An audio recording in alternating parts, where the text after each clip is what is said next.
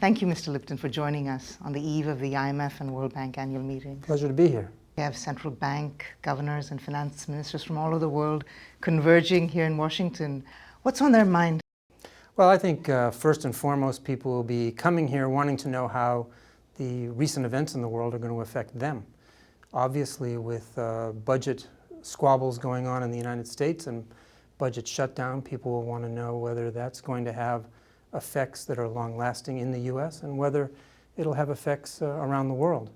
We've seen in recent months also some capital flowing out of emerging market countries, and that's been a source of concern. They'll be looking to the IMF to help them understand how all of what's going on in the world is likely to play out and what it's going to mean for their economies back home. What are some of the issues for discussions? I mean, what are the concerns of emerging market countries in this area? Well, clearly the major central banks have undertaken unconventional monetary policies that have been very helpful in supporting the global economy, but the time will come for a change in those policies and for exit, and the Fed has said that the time may be coming soon in the United States to begin tapering from quantitative easing.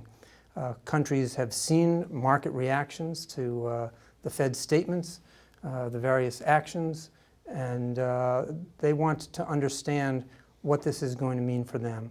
We've been urging the Fed to communicate clearly, to manage an orderly exit, and to have dialogue with other countries so they understand the impacts that their policies are having on the rest of the world, and the rest of the world can understand the path that the Fed is likely to follow. What about the low-income country members? I mean, what's on the agenda for them during these meetings? Well, the low-income countries have been growing rapidly for some time now, and they've seemed so far to be not hugely affected by the aftermath of the financial crisis.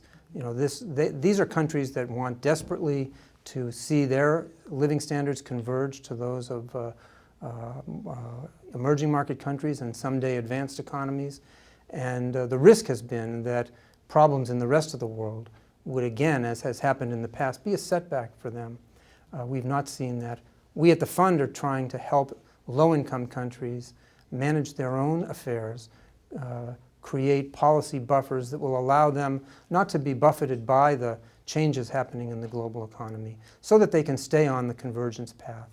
And that'll be a challenge, but that's something that I think is accomplishable. Finally, what are you looking for from the fund's membership? What do you hope will be accomplished at these meetings?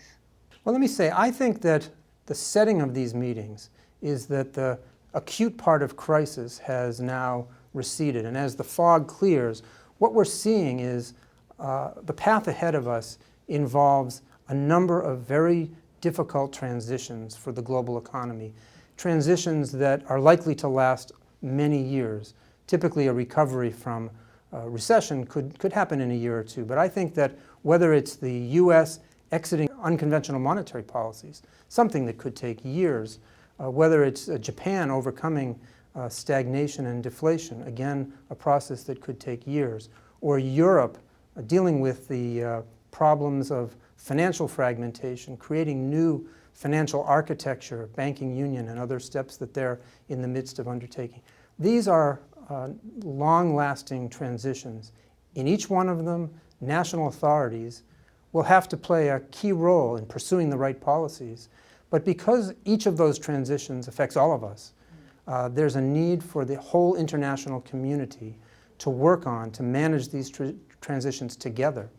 And I think that means coming together and having dialogue. That's something that we at the IMF can facilitate. We'll bring people together.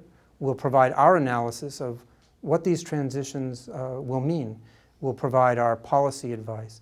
And I hope that in the annual meetings that we're about to have, that policymakers coming from around the world will get a better appreciation of these transitions and will go home dedicated to working together to manage them as well as possible. Thank you very much, Mr. Lipton. Thank you. It's a pleasure to speak with you.